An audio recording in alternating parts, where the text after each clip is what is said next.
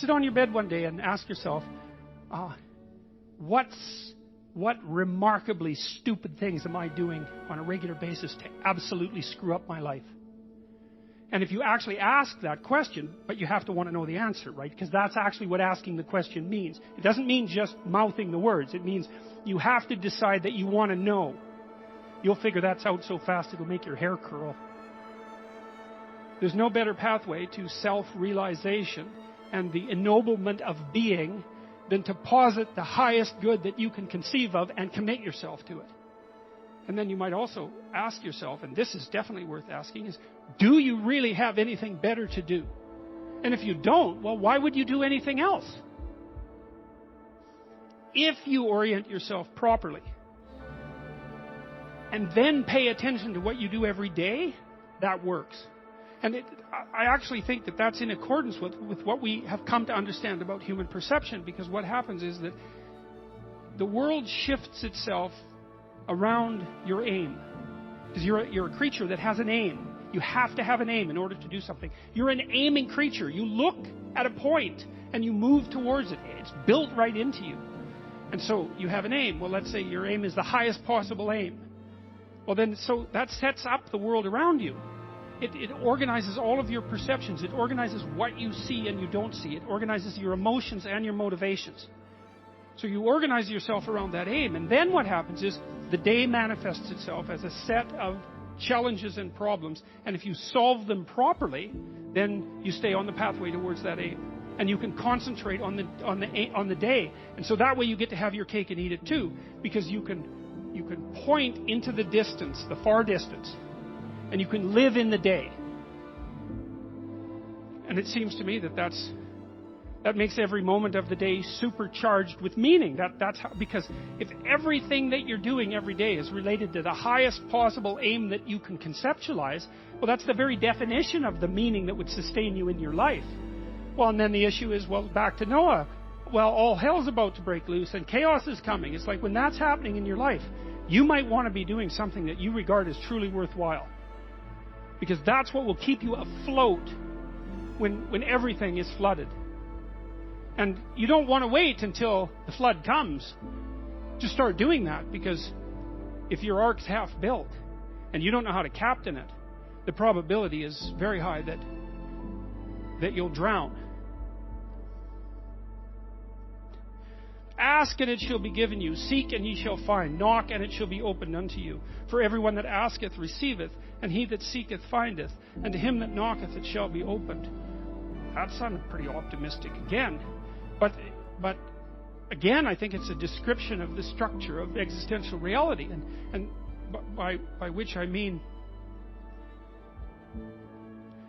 when I'm in my clinical practice and I observe, and this is also the case with my students, is let's say, people's lives aren't what they would like them to be. And so then you ask, why? Well, forget about tragedy and catastrophe, because that's self-evident, and we're not going to discuss that. Although the degree to which you bring about your own tragedy is always indeterminate. But I would never say that every terrible thing that is visited on a person is something they deserved. I think that that's a very dangerous presupposition, especially because everyone gets sick and everyone dies.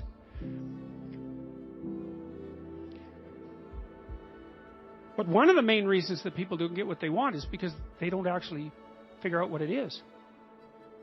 And the probability that you're going to get what would be good for you, let's say, which would even be better than what you want, right? Because, you might be wrong about what you want easily. But maybe you could get what would really be good for you. Well, why don't you? Well, because you don't try. You don't think, okay, here's what I would like if I could have it. And I don't mean in a way that you manipulate the world to force it to deliver you goods for status or something like that. That isn't what I mean. I mean something like, imagine that you were taking care of yourself like you were someone you actually cared for. And then you thought, okay, I'm caring for this person. I would like things to go as well for them as possible. What would their life have to be like in order for that to be the case? Well, people don't do that. They don't sit down and think, all right, let's figure it out. You've got a life. It's hard, obviously. It's like 3 years from now, you can have what you need. You've got to be careful about it. You can't have everything. You can have what would be good for you, but you have to figure out what it is, and then you have to aim at it. Well, my experience with people has been is if they figure out what it is that would be good for them, and then they aim at it, then they get it. And it's strange because they don't it's a strange thing. It's not quite that simple because, you may formulate an idea about what would be good for you, and then you take 10 steps towards that, and you find out that your formulation was a bit off, and so you have to reformulate your goal. So you're kind of going like this as you move towards the goal. But a huge part of the reason that people fail is because they don't ever set up the criteria for success. And so, since success is a very narrow line and very unlikely, the probability that you're going to stumble on it randomly is 0. And so there's a proposition here, and the proposition is, if you actually want something, you can have it. Now, the question then would be, well, what do you mean by actually want? And the answer is that you reorient your life in every possible way to make the probability that that will occur as certain as possible. And that's a sacrificial idea, right? It's like, you don't get everything. Obviously. But maybe you can have what you need. And maybe all you have to do to get it is ask. But asking isn't a whim or today's wish. It's like, you have to be deadly serious about it. You have to think, okay, like, I'm taking stock of myself. And if I was going to live properly in the world, and I was going to set myself up such that being would justify itself in my estimation, and I don't mean as a harsh judge, exactly what is it that I would aim at? And so the issue is not so much the blindness of others, even though there's as much blindness among others as there is for you. But the issue here, the advice here, the description here is, you should be concerned about what's interfering with your own vision first. And you should leave other people the hell alone in relationship to that. And so if your mode of being in the world is, if you would just act better, things would improve for me, or if you identify the evil and the catastrophe as something that's outside, that someone else needs to fix, or that someone else is responsible for, then you're not going to fix that. And you're going to remain blind to the things that you're doing and not doing that make things not go well. And so it's just better to think, all right, I'm probably blind in many, many ways. And maybe there are some ways that I could rectify that. Because it's highly probable that you're blind in all sorts of ways. I mean, in fact, it's virtually certain. And so it's just more useful to think, how is it that I'm wrong in this situation? I'll tell you something that I learned to do when I was arguing with my wife, which happened quite frequently. Because when you actually communicate with people, you find out that there's many things that you don't agree on. And that's because you're actually different creatures. And so if you're actually going to have a truthful conversation, then you're going to find out that you don't see things the same way. And then you can either pretend that that's not the case and gloss over it and then end up in a 30-year silent war, or you can have the damn fight when you need to have it and see if you can straighten it out. So now and then we'd get in a situation where we were at loggerheads, we couldn't move, and it would spiral up into hate speech, let's say, because everyone laughs because they know they manifest plenty of hate speech towards those they love. So one of the things we learned to do was, when we hit an impasse, was to separate and to go our own ways and to go sit and think, okay, look, we're at this unpleasant situation. We can't figure out how to move forward. I'd always think, of course it's her fault. Obviously it's her fault. At least 95%. But maybe there was something I did that contributed like 5% to it.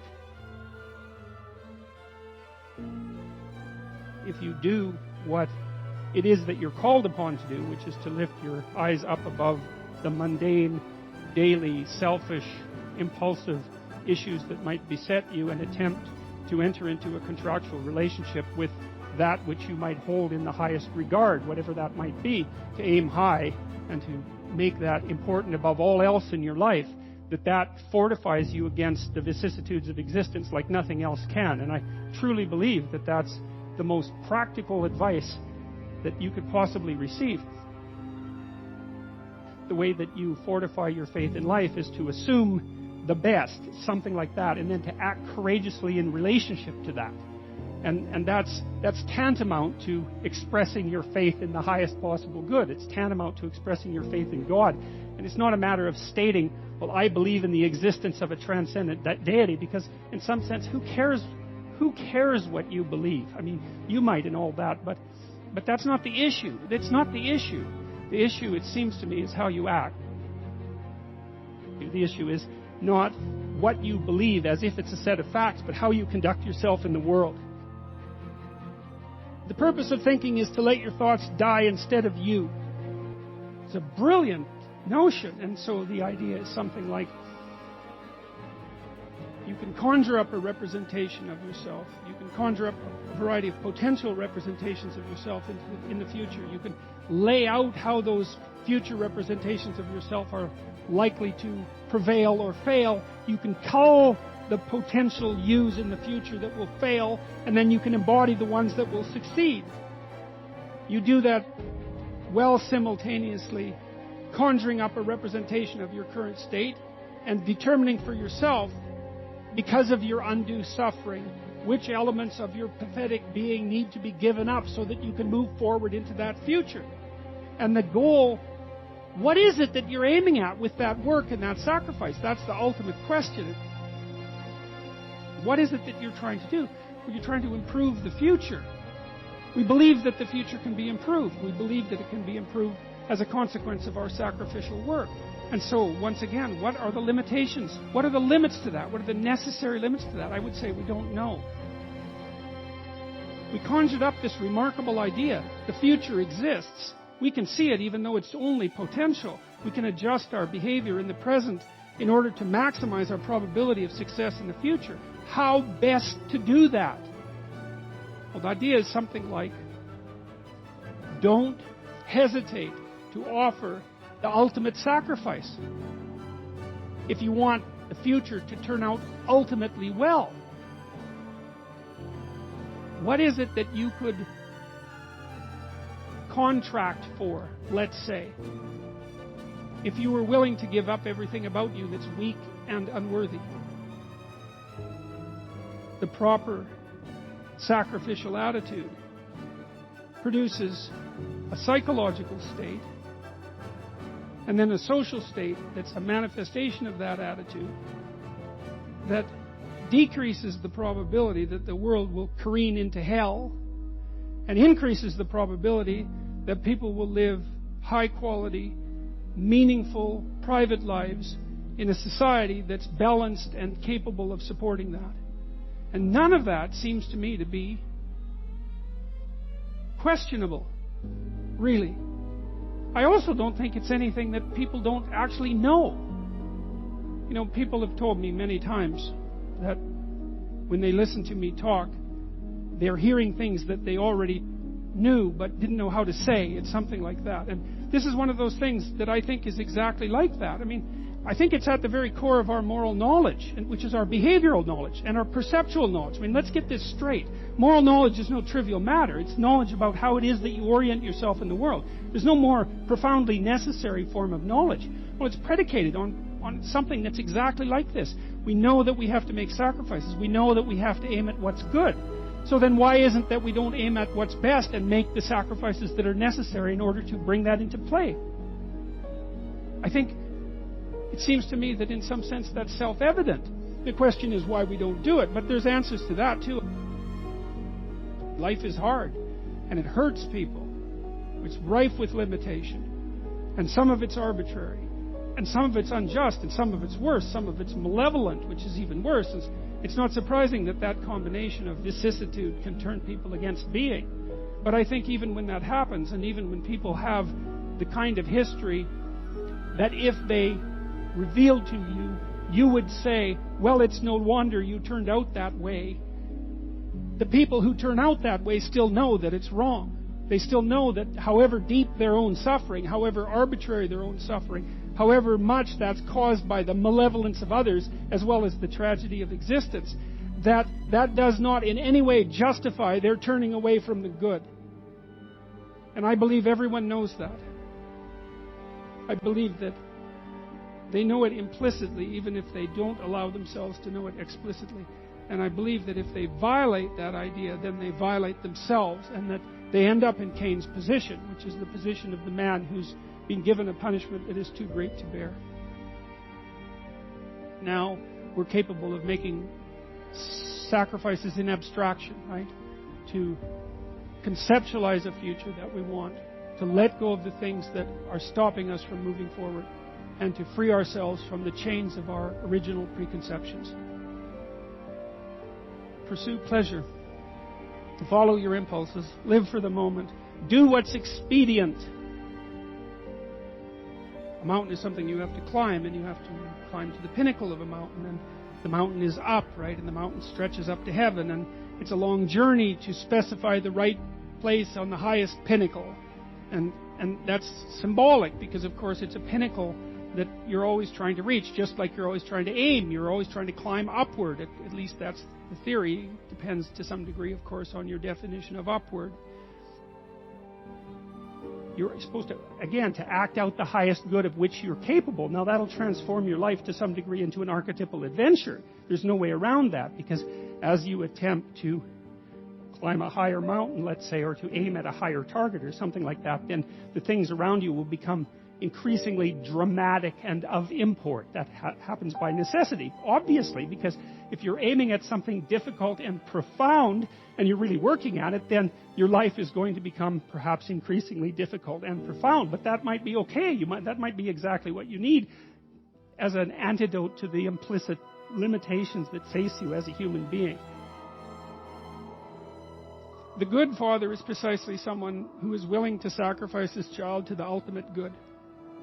You have a moral obligation as a parent to encourage your child to go out into the world, right? And to be whoever they can be.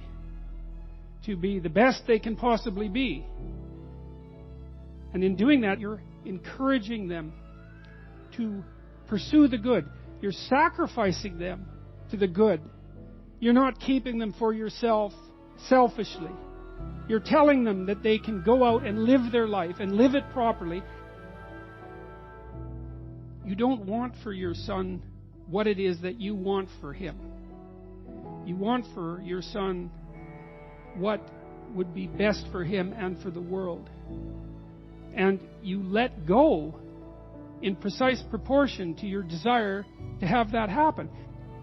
When you have an infant, you do everything for the infant, because the infant can do nothing for him or herself. But as the infant matures and is increasingly capable of doing things for him or herself, then you pull back, right? You pull back, and every time the child develops the ability to do something, you allow them or encourage them to do it, and you don't interfere. So if your child is struggling getting dressed, well, obviously there's some times that you help them, but mostly you let them learn so that they can know how to do it in the future. That's better for you, and it's certainly better for them. There's a rule if you're working with the elderly in an old age home, and the rule is something like, don't do anything for any of the guests, let's say, that they can do for themselves, because you compromise their independence. And so as a mother, you pull back and you pull back, and you let your child hit him or herself against the world, and you fail to protect them. But by failing to protect them, you encourage and ennoble them to the point where you're no longer necessary. Now, they may still want to see you, and it would be wonderful if that was the case, but the point is that you're supposed to remove yourself from the equation by encouraging your child to be the best possible person that person can be. And you sacrifice your desires, all of your desires, to that, your personal desires, even your desires for your child in relationship to you.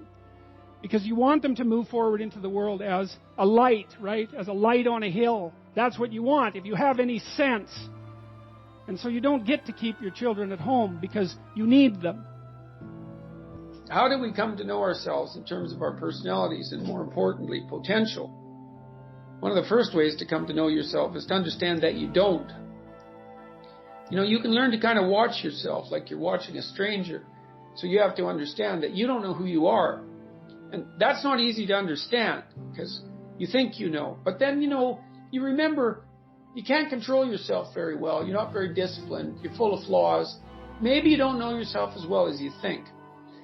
But it's hard to get low enough to understand how deeply it is the case that you are ignorant about who you are. Now, there's an upside to that too, which also is that you're also ignorant about who you could be.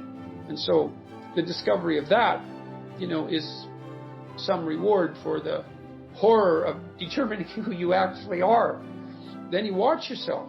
You watch yourself like you're watching a stranger. You watch what you say and you listen. You think, well, what sort of person would say that? And how am I reacting emotionally when I'm communicating in that manner? Is that making me feel stronger or weaker? Is it filling me with shame? Is it helping my confidence? Am I laying out a lie? Am I deceiving myself and other people? Am I adopting this personality at parties that is designed to impress and to amuse, and it comes across as nothing but like self-centered narcissism? What are my dark fantasies? What are my aggressive fantasies?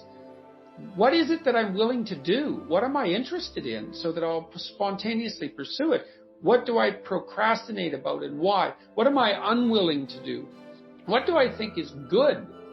What do I congratulate myself for accomplishing? And what do I berate myself for failing to confront and to implement? Those are all incredibly complicated questions, and you don't know the answers to them. So that's the start. And then in terms of potential, well, you'll discover a little bit more about your potential as you discover who you are, especially the darker parts of yourself, because then you discover your potential for mayhem. There's some real utility in that. A discovery that you're dangerous. It's such a useful discovery. It's actually something that strengthens you, because the first thing that a realization like that can in fact produce is the ambition to incorporate that danger into a higher order personality. And that can make you implacable. That can make you someone who can say no when you need to say no.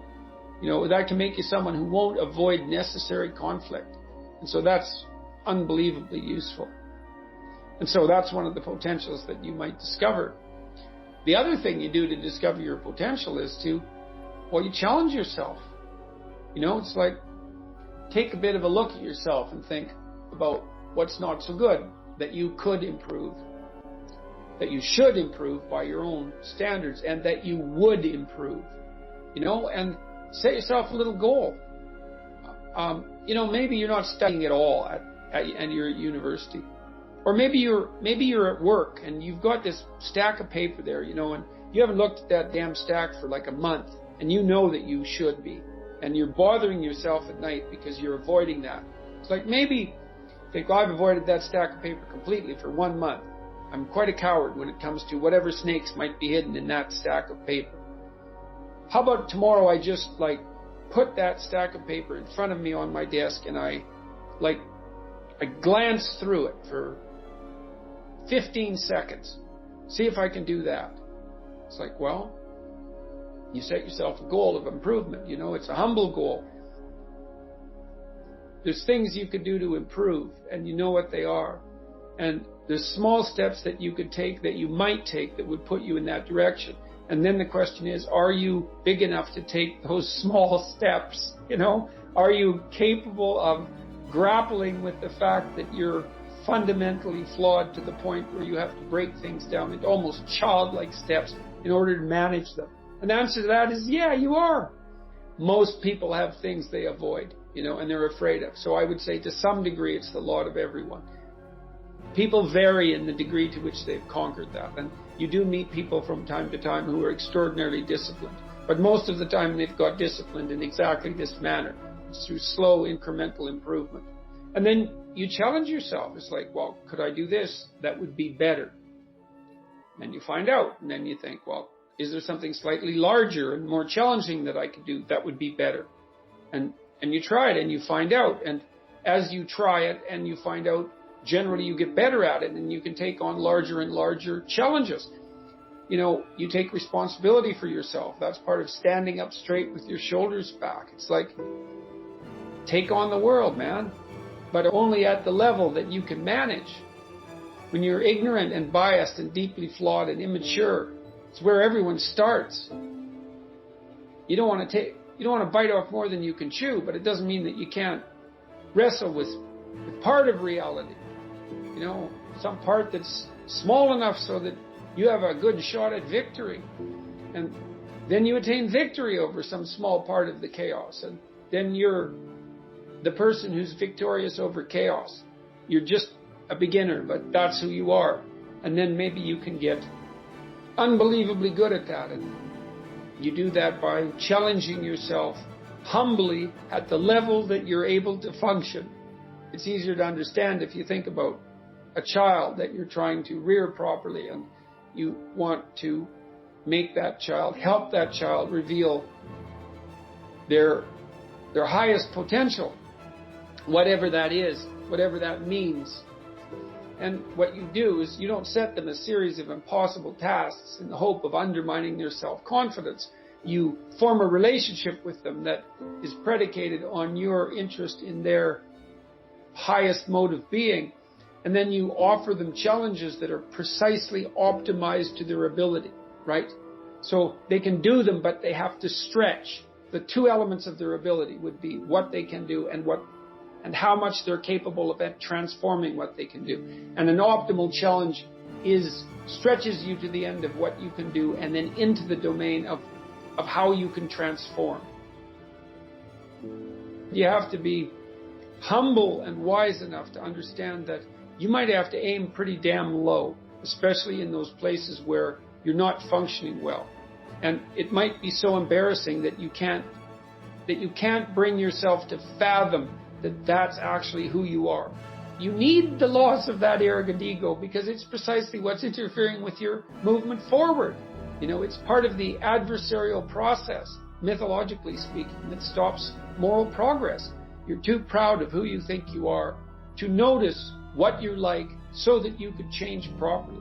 You don't want to sacrifice that part of yourself. It's probably associated with some delusion that helps you maintain a positive, although very fragile self-image. You know, in the absence of genuine effort, it's not to be recommended. So, you know yourself by watching and paying attention. It's not thinking exactly. It's not imagination. It's watching like you're a snake. Because a snake watches like cold-bloodedly, with no emotional reaction, just to see what's there. It doesn't allow what is wanted or desired to interfere with what is observed. So you watch yourself like that, as if you don't know who you are. Well, that's the beginning. And then you challenge yourself continually to see how far past yesterday you can push today and tomorrow. And to continually experiment with expanding the domains not only of your competence, but of your ability to increase that competence. The upper limit to that is proportional to the moral effort that you put into it. The more that's guided by the highest of all possible visions, right? The alliance with the highest of all possible conceivable good.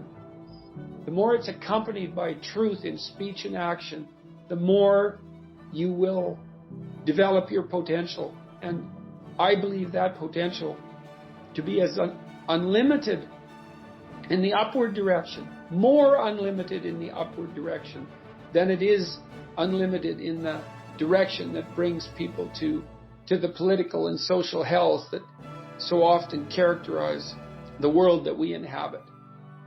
And so you also, I suppose, have to be willing to undertake that as an adventure, because it's a hell of a thing to bear that kind of responsibility. It takes a person out of the ordinary. It takes them out of themselves. But there's deep meaning to be had in it, and there isn't anything better that you can do. There's this old idea that you go into the abyss. It's an idea that you can gaze into the abyss. You gaze long, and what you find in the abyss is a monster. That's the dragon at the bottom of the abyss, let's say. That's Satan himself, for that matter. But if you go into that as deeply as you can, what you find is you find your fragmented father in a comatose condition, in a desiccated and separated condition. And then you revivify that. Well, what does that mean? It means something. It means that if you look in the darkness, you find the light. That's one thing it means. And that the light really stands out against the darkness, but that the light is to be found in the darkness. So that's a very interesting thing. That's a quest narrative. But it means more than that. It means something fundamental. So we know, for example, that if you take yourself out of your current state of predictability and safety, and you put yourself in a new situation, you'll learn, right? You'll incorporate new information. So that's a cognitive issue. But that isn't all that happens. What happens is that new genes turn on within you and code for the production of new proteins. And that happens neurologically. New parts of you turn on. And so the idea is that if you can move yourself out into the world and push yourself out against a maximum array of challenges, more and more of you turns on. And then the question would be, well, what would you be if all of you that could be turned on was turned on? And the answer would be, you would be the resurrection of the ancestral father. That's what you would be. And so that's why Christ says, I am the way and the truth and the life, and no one comes to the Father except through me. What that means is that if you take on the unbearable burden of being voluntarily, then that transforms you into the ancestral father. And that's true. And so that's unbelievably optimistic. It's so interesting because it's dark beyond belief. Well, the world is characterized by suffering and by malevolence of a depth that's virtually beyond comprehension. But if you choose to comprehend that, what you discover in that is the light that destroys the darkness. And that's really something to discover. There isn't a discovery that's more profound than that. That's the search for the Holy Grail or the Philosopher's Stone, all of that. If you actually want something, you can have it. Now the question then would be, well, what do you mean by actually want? And the answer is that you reorient your life in every possible way to make the probability that that will occur as certain as possible. And that's a sacrificial idea, right? It's like, you don't get everything. Obviously. But maybe you can have what you need. And maybe all you have to do to get it is ask. But asking isn't a whim or today's wish. It's like, you have to be deadly serious about it. You have to think, okay, like I'm taking stock of myself. And if I was going to live properly in the world and I was going to set myself up such that being would justify itself in my estimation, and I don't mean as a harsh judge, exactly what is it that I would aim at? You could try this. This is a form of prayer, knocking. Sit on your bed one day and ask yourself, what remarkably stupid things am I doing on a regular basis to absolutely screw up my life? And if you actually ask that question, but you have to want to know the answer, right? Because that's actually what asking the question means. It doesn't mean just mouthing the words. It means you have to decide that you want to know. You'll figure that's out so fast it'll make your hair curl. You're perfectly capable of thinking. God only knows how. You're perfectly capable of immense feats of imagination and dream and fantasies. God only knows how you do all of that. What would happen if you consulted yourself about the best possible outcome for you? You might get an answer. In order for us to set things right, we have to understand that we have to take on that burden of ultimate responsibility. Not only as if it's ours, which it is, but as if there isn't anything better that we could do. And you have an ethical obligation to lift the heaviest load you can possibly conceive of. And that's the primary call to adventure in life. You need a meaning in your life to forestall the suffering and to make you strong enough to resist malevolence. Where's the meaning to be found? Rights, impulsive pleasure, and happiness? No. Responsibility? Oh, who would have guessed that? It's not part of the narrative. What makes life worth living is to pick up, take its catastrophe and embrace it and carry it, and to realize through that process who you are. When I talk to audiences about the relationship between responsibility and meaning, they inevitably go dead silent. There's not There's not a rustle. There's not a cough. It's like, is that the secret? Is that the secret? Is that it's the voluntary adoption of responsibility? It's like, well, that's the central message of the West. It's like to pick up your cross and bear it. You know, and everyone's been told that, but they don't know what it means. Because it's not been articulated enough so that it becomes something that's practical. It's like, yes, look at the terrible responsibilities you have right in front of you. Your family is hurting. You're in trouble. There's problems in the world. It's like all of that's right there. And all you have to do is take responsibility for it. And then you've got what you need. It's something so magnificent that happiness pales in comparison. And so it's thin gruel happiness. And young people know that. They're pursuing hedonistic pleasure. And you know, no wonder. But there's nothing in it that's sustaining. And all it does is make you cynical. It's like, is that all there is? Another one-night stand? Another binge party? You know, and it's not like I have anything against, in principle, against some of that exuberant, youthful hedonism. Look, the universities have turned into places of parties. Why? Well, because that's what the students find best to do there. Well, that's not good. What you want to offer them is a reason to not party. It's like, no, you've got to understand. You come to this class hungover. You're not going to be able to get it. You're not going to be able to write properly. You're going to pay a price for that hedonism. It's like, and the price will be too high for you to bear. It's like, oh, well, enough hedonism for me then. Like, I've got something important to do. That's the way out of that. Before you can be a painter who can paint what's beyond mere memory, you have to inculcate that discipline, skill, and a lot of that is painful repetition and hard grinding work. It's the sacrifice of the present for the future. But once you manage that, then things open up. That's why we have disciplines, right? I mean, the words aren't there by accident. You have to narrow yourself first, and then you can broaden outward. And so that's part of the process of maturation. That's part of the sacrifice of childhood.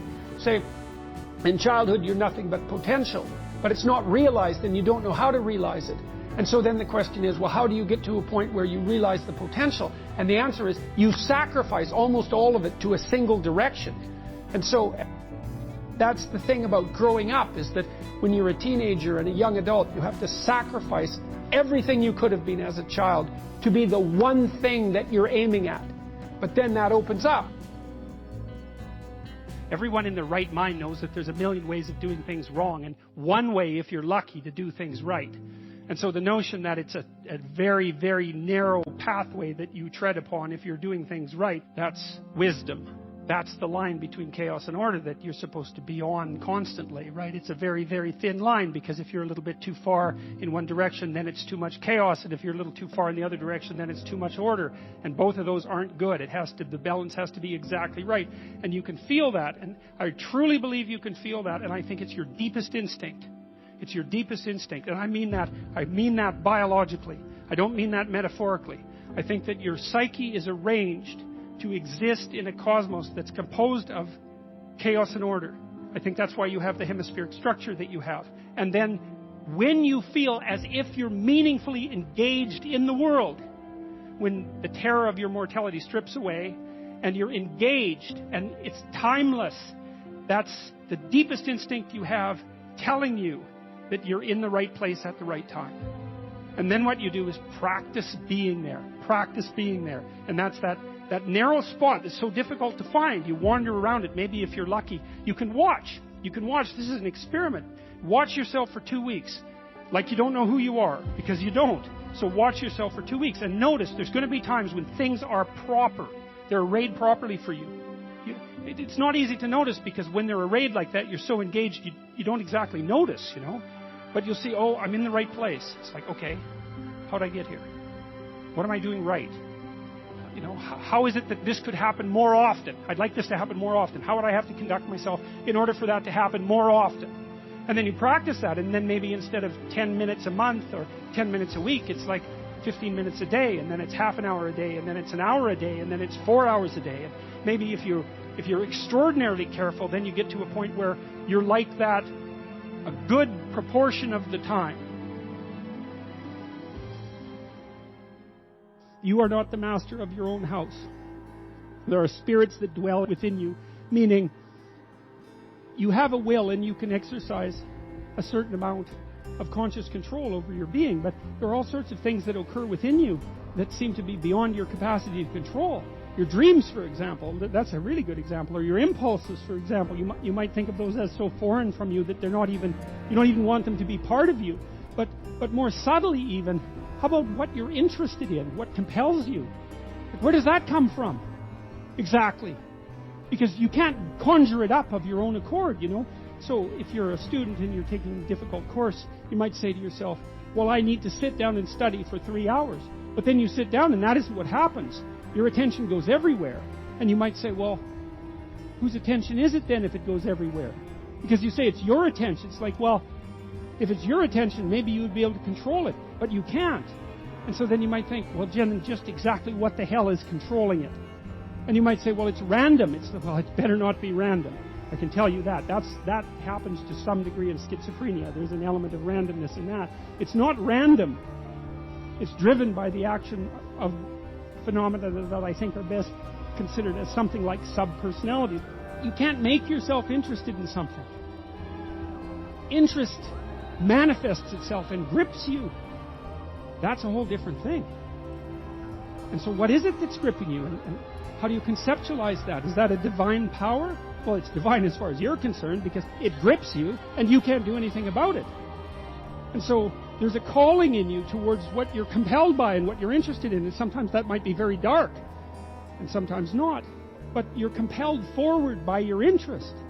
And so the idea that what moves you away from your country and your father's house and the comforts of your childhood home is something that's beyond you and that you listen to and hearken to. That's exactly right. And you can say, well, I don't want to call that God. It's like, it doesn't matter what you call it exactly. It doesn't matter to what it is, what it's called. It still is. And if you don't listen to it, that's the other thing. If you don't listen to it, and I've been a clinician and talked to enough people now, as old as I am, to know this absolutely. If you do not listen to that thing that beckons you forward, you will pay for it like you cannot possibly imagine. You'll have everything that's terrible about life in your life and nothing about it that's good. And worse, you'll know that it was your fault and that you squandered what you could have had. So, this is not only a calling forth, but a warning. One of the things that I've noticed in my life is that nothing I've ever done was wasted. And by done, I mean put my heart and soul into, like attempted with all of my effort. That always worked. Now, it didn't always work the way I expected it to work. That's a whole different issue. But the payoff from it was always positive. Something of value always accrued to me when I made the sacrifices necessary to do something worthwhile. Go somewhere you don't understand. You have to go into the unknown. And that's God's first command. Go into the unknown. Because you already know what you know. And that's not enough unless you think you're enough. And if you're not enough and you don't think you're enough, then you have to go where you haven't been. Get away from your family enough so that you can establish your independence. And that isn't because there's something wrong with your family, but it means get away. I talk to people very frequently whose families have provided them with too much protection. And they know it themselves. And that means they're deprived of necessity. Then you have to get yourself away from your dependency in order to allow necessity to drive you forward. And that's to become independent and to become mature. We've been fed this unending diet of rights and freedoms, and there's something about that. There's something about that that's so pathologically wrong. And people are starving for the antidote, and the antidote is truth and responsibility, right? And it isn't because that's what you should do in some I know better or someone knows better for you what you should do sense. It's that's the secret to a meaningful life, and without a meaningful life, then all you have is suffering and nihilism and despair and all of that and self-contempt. And that's not good. And it's necessary for men to stand up and take responsibility. If you were able to reveal the best of yourself to you in the world, that you would be an overwhelming force for good, and that whatever errors might be made along the way would wash out in the works. If you forthrightly pursue that which God directs you to pursue, let's say, that all things are possible. And so we don't know the limits of human endeavor. We truly don't. And it's premature to put a cap on what it is that we are, what it is that we're capable of. And so you're already something, and maybe you're not so bad in your current configuration. But you might wonder, if you did nothing for the next 30 years except put yourself together, just exactly what would you be able to do? And you might think, well, that's worth finding out. But of course, that's the adoption of responsibility. There's lots in the world to fix. Everything that bothers you about the world and about yourself should be fixed, and you can do that. I have a friend. He lives in Montreal. His name is James Simon. He's a great painter, and he's taught me a lot of things. He's helped me design my house and beautify it. And I bought some paintings from him a couple of years ago, and he did this series of paintings where he went around North America and stood in different places, and then he painted the view from here down. And so it's his feet planted in different places, on roads, in the desert, on the ocean. Yeah, well, he was trying to make a point, and the point was that wherever you are, it's worth paying attention. And that's because, so all these places that he visited, he looked at exactly where he was, standing by the side of the road in the desert. It's sort of mundane in some sense, but then maybe he put 40 hours into that painting, and it's very, very realistic painting with really good light. And what he's telling you as a painter is, everything is worth paying attention to an infinite amount, but you don't have enough time. And so the artist does that for you, right? The artist looks and looks and looks and looks and looks, and then gives you that vision. And so then you can look at the painting, and it reminds you that everything that there is right where you are. And that's a hard thing to realize, but it's actually true. And so I've been telling people online in various ways and in lectures that they should start fixing up the world by cleaning up their room. How you would like your life to be, what you would like your character to be 3 to 5 years down the road, if you were taking care of yourself like you were taking care of someone that you actually cared about. So you kind of have to split yourself into two people and treat yourself like someone you have respect for and that you want the best for. Now, it's not easy because people don't necessarily have respect for themselves, and they don't necessarily want what's the best for themselves because they have a lot of self-contempt and a lot of self-hatred, a lot of guilt. I think you have an obligation. It's one of the highest moral obligations to treat yourself as if you're a creature of value. How you would like your friendships to be conducted.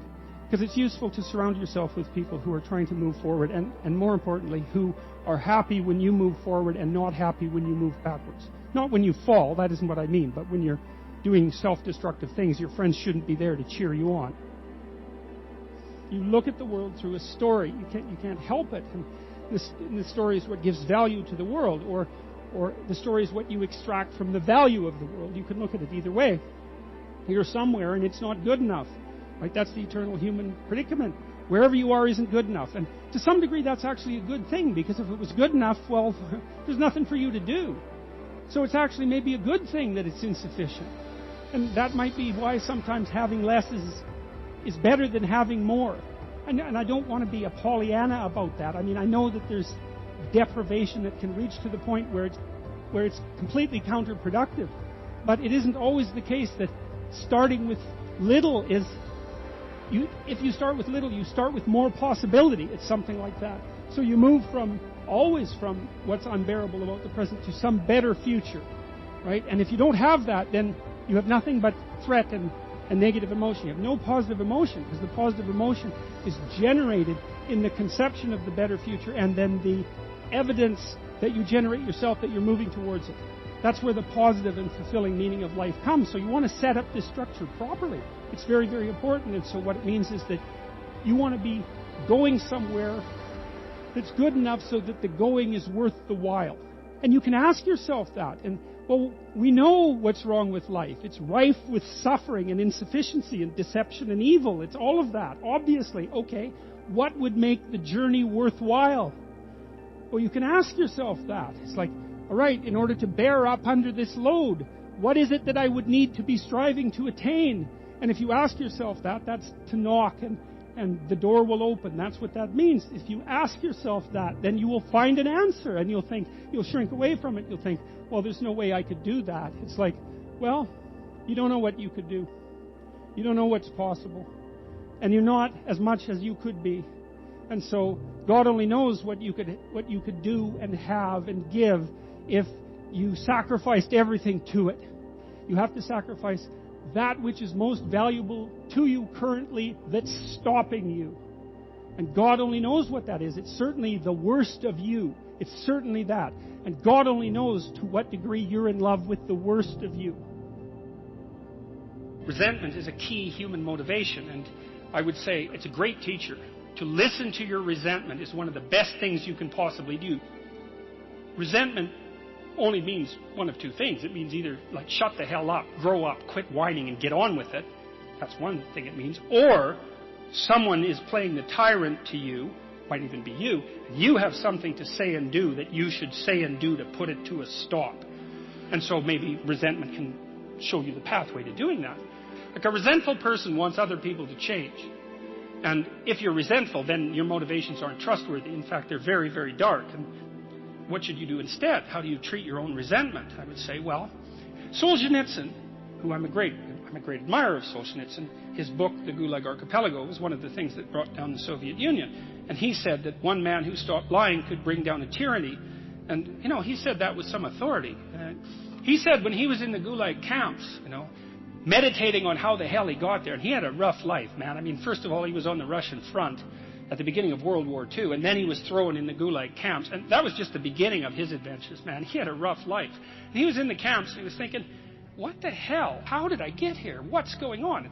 I mean, he had Hitler and Stalin to blame, right? So if you need someone to blame, man, Hitler and Stalin, that's great. But that isn't what he did. He said he meditated for a while once he realized that he might have something to do with, in some strange way, with the way things turned out for him. And he said he went over his life with a fine-tooth comb in his memory. He thought, okay, where did I go wrong? But by my own judgment, when there was a path in front of me, when did I take the path that I knew I shouldn't take? Because you all know that, right? You know. Sometimes you don't know if what you're doing is good or if it's bad. It's just ignorance. You just don't know. But sometimes you bloody well know, and you do the thing you know you shouldn't do anyways. That happens a lot. And why do you do that? Spite is part of it. Stupidity. There's all sorts of reasons, but you certainly know you do it. Solzhenitsyn thought, okay, well, what would happen if I took responsibility for where I am in this concentration camp, and then I went over my whole life and tried to figure out all the things I did that were wrong by my own estimation that increased the probability that I would get here, and then what would happen if I tried to set them all right now in the present? And that's why he wrote The Gulag Archipelago. And one of the consequences of that, as I said, was it sped the dissolution of the Soviet Empire. So, hey, that's not bad, eh? Like, you make a real confession, you really repent, you do your penance, which is writing this book, and you completely change the geopolitical landscape of the world. It's like, and that's worth thinking about, because it's not only Solzhenitsyn who did that. Nelson Mandela did something quite similar. It's not so impossible. And so the idea that what you should do if you're feeling resentful about the nature of being or suffering too much for your own life, let's say, is straighten the damn thing out. Like, seriously, try it for a year even. Try it for a week. Try not doing the things you know you shouldn't do. Try not saying the things you know to be false. And just watch what happens. You might as well give it a shot, right? Because you say, well, I'm all in for a year. I'm going to do things right. And then I'll just stand back and I kind of watch how things unfold. And maybe I'll reconsider at the end of that year. It's like, try it. Try it. I mean, I would say I've had thousands of letters now from people who are saying, hey, I tried that, and hey, it worked. I read this great line in a T.S. Eliot play called The Cocktail Party. And in it, this woman comes up to a psychiatrist and she says, I'm having a really rough time of it. I'm suffering badly. My life is not going well. And then she says, I hope that there's something wrong with me. And the psychiatrist says, what the hell do you mean by that? And she says, well, here's how I look at it. There's either something wrong with the world, and I'm just in it, and that's how it is. And then, what am I going to do about that? Because it's the whole world. Or maybe I could be fortunate, and there's something wrong with me that's causing all this unnecessary suffering, and if I could just set it right. I could learn, and I could set it right. And so, I've been thinking about that for a very long time, and I think, if your life isn't going the way it is, you can find someone else to blame, which is pretty convenient for you and also relatively easy, Or you could think, okay, I don't like life. I don't like the way my life is unfolding. Maybe I don't like life in general because it's tragic and tainted with evil. How do I know if my judgment is accurate? And the question is, well, have I really done everything I possibly could to set my life straight? Because maybe I shouldn't be judging its quality or the quality of life itself or being itself, for that matter, if I haven't done everything I possibly could to set my life straight. Well, so there's a task. The humility element is, it took me a long time to understand why there's religious injunctions supporting humility. To even understand what the word really meant in that sort of technical sense. And it means something like this. It means what you don't know is more important than what you know. Then what you don't know can start to be your friend, you see. People are very defensive about what they know. But the thing is, you don't know enough. And you can tell you don't know enough because your life is not what it could be, and neither is the life of the people around you. You just don't know enough. And so what that means is that every time you encounter some evidence that you're ignorant, someone points it out, you should be happy about that because you think, oh, you just told me how I'm wrong. It's like, great. Like maybe I had to sift through a lot of nonsense to get through the real message that you're telling me. But if you could actually tell me some way that I'm wrong and then maybe give me a hint about how to not be wrong like that, well, then I wouldn't have to be wrong like that anymore. That would be a good thing. And you can embark on that adventure by listening to people. And if you listen to people, they'll tell you amazing things if you listen to them. And many of those things are little tools that you can put in your toolkit, like Batman. And then you can go out into the world and use those tools, and you don't have to fall blindly into a pit quite as often. And so the humility element is, well, do you want to be right or do you want to be learning? And it's deeper than that. It's, do you want to be the tyrannical king who's already got everything figured out? Or do you want to be the continually transforming hero, or fool for that matter, who's getting better all the time? And that's actually a choice, you know.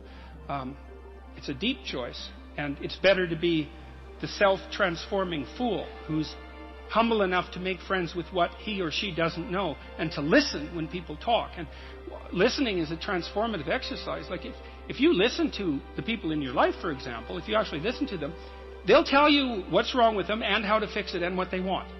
They can't even help it if you start listening, because people are so shocked if you actually listen to them that they tell you all sorts of things that they might not have even intended to, things they don't even know.